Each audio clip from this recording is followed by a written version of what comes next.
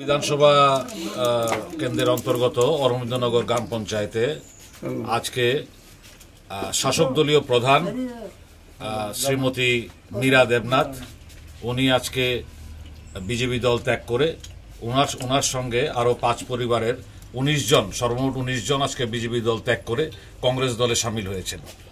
আজকে এখানে একটা যোগদান সভা অনুষ্ঠিত হচ্ছে। এই যোগদান সভা দিয়ে শুরু হয়েছে আমাদের যাত্রা পঞ্চায়েত নির্বাচনের, এবং আমি আত্মবিশ্বাসী যে পঞ্চায়েত নির্বাচনের আগে বিভিন্ন পঞ্চায়েত থেকে বিজেপি সমর্থক এবং কর্মীরা আমাদের দলের সঙ্গে যোগাযোগ রাখছে এবং আমাদের দলে সামিল হবে। আপনি কি ভাবছেন যে পঞ্চায়েত নির্বাচনে যে যতগুলো পঞ্চায়েত আছে আপনারা প্রতিদ্বন্দ্বিতা করবেন? হ্যাঁ, আমরা সবকটা পঞ্চায়েতে প্রতিদ্বন্দ্বিতা করব।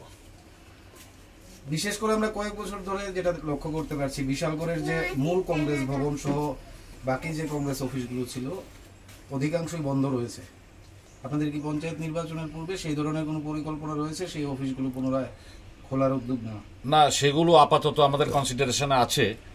তো আমাদের মূলত এখন চিন্তাধারা হচ্ছে এবং আমাদের অবজেক্টিভ হচ্ছে পঞ্চায়েত নির্বাচন।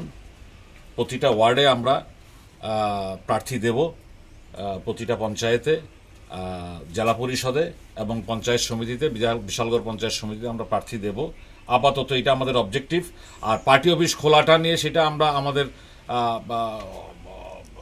যে কোনো সময় আমরা সেটা সিদ্ধান্ত নিয়ে আমরা পার্টি অফিস খোলার ব্যবস্থাপনা নেব।